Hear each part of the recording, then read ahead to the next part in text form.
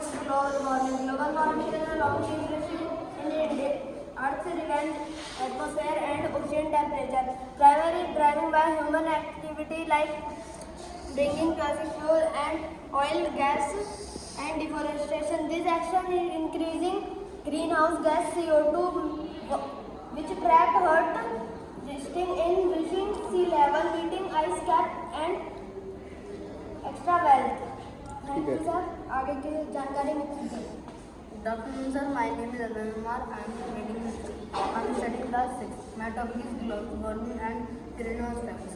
मैं आज global warming and green house effect के बारे में बताना चाहूँगा। वैश्विक तापवृद्धि के कारण समुद्र का स्तर बढ़ रहा है, वर्षों में परिवर्तन हो रहा है, मौसम की चरम घटनाएं बार बार हो रही हैं और रेगिस्तान का विस्तार हो रहा है।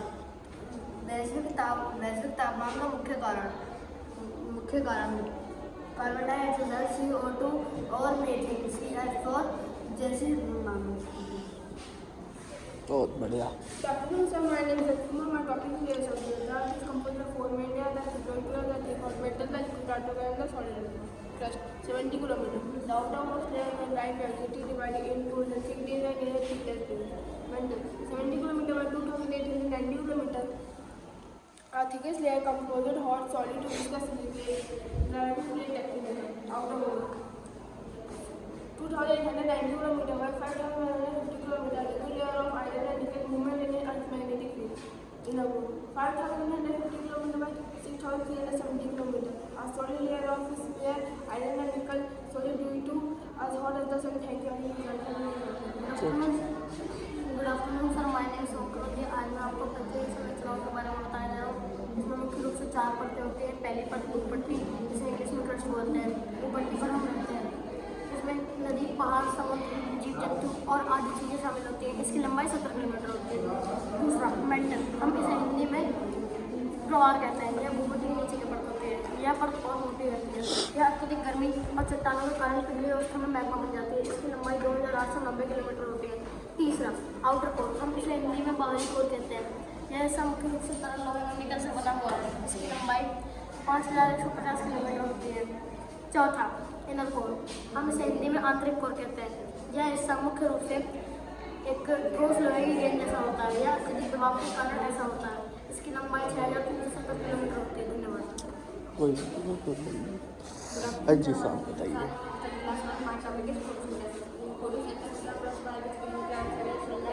Carbon dioxide to make their harmful gaseous and release oxygen as a byproduct mainly via pigment called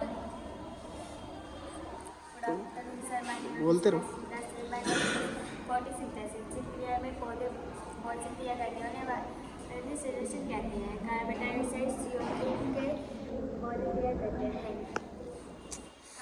My name is Priya. Our topic is volcano. A volcano is a rupture in the earth that allows water or gas and the debris to escape the surface. Cold internal anatomy. Magma can be a large bit of the surface of the volcano. And then a volcano passes on travel to the surface. Sides on types. A volcano that is cool and harder with flat layers and lies vertical to the surface. Morning में जैसे कि आज आपको पता है हमारे school का exhibition है और हम रिप्रेजेंट कर रहे हैं वॉल्केनो बनता है मैग्मा नाम की चीज़ से, जो कि धरती के 2 लेयर नीचे आता है। ये पहली होती है क्रस्ट, जिस पर हम लोग रहते हैं, और दूसरी होती है मेंटल लेयर, जो कि 70 किलोमीटर मोटी होती है। इसके नीचे होता है लावा, और जब भी टेक्टोनिक प्लेट्स हिलती है यानी भूकंप आता है तब ये ऊपर आती है, और जब ये बाहर आती है तब इसको वॉल्केनो बोलते हैं। ओके ठीक है। Good afternoon, sir. Today I am going to speak about pollution. Pollution is the contamination of our environment that harm the all living beings and damage the nature. With the rapid industries and the population growth, and the pollution activities dangerously. There are types of pollution: air pollution, water pollution, noise pollution. Good afternoon, sir. Myself Vigandara from class 6. My topic is pollution. आज मैं वायु जल ध्वनि प्रदूषण जैसे महत्वपूर्ण विषय पर अपने विचार प्रस्तुत करने जा रहा हूँ।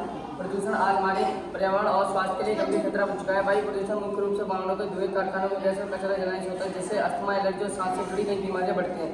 जल प्रदूषण तब होता है जब नदियों, झीलों, समुद्रों में कचरा, सीवेज और रसायन मिल जाते हैं, जिससे जलीय जीवों का जीवन संकट में पड़ता है और हमें स्वच्छ पीने का पानी नहीं मिल पाता। ध्वनि प्रदूषण, तेज हॉर्न, लाउड स्पीकर, मशीनों पटाखों से होता है, जिससे तनाव और नींद में बाधा, सुनने की क्षमता पर बुरा प्रभाव डालता है। हमें अधिक से अधिक पेड़ लगाने चाहिए, प्लास्टिक का उपयोग कम करना चाहिए और जल को स्वच्छ रखना चाहिए, अनावश्यक शोर से बचना चाहिए। धन्यवाद। जी साहब। Troposphere, stratosphere, mesosphere, thermosphere, exosphere. Troposphere, lowest layer 0.1 km contains all the ground and breathable air. Second layer, stratosphere. Above troposphere contains the protective ozone layer. Mesosphere, middle layer where most meteors burn up. Thermosphere, where the air temperature rises and occur here. The last layer, exosphere. Exosphere, the higher temperature merging into space. Merging into space with basic light orbit. The atmosphere is 28% nitrogen and 21% oxygen or 1% other gas. Thank you, sir. Good afternoon, sir. My name is Pragya. I study in class 8. My topic is वायुमंडल की परतें। पृथ्वी के चारों ओर जो gas पाई जाती है उसे वायुमंडल कहते हैं। वायुमंडल ने पृथ्वी को चारों तरफ से ढका है, जो हमारे जीवन के लिए अत्यंत आवश्यकता है। वायुमंडल को 5 मुख्य परतों में बांटा गया है। कोई बात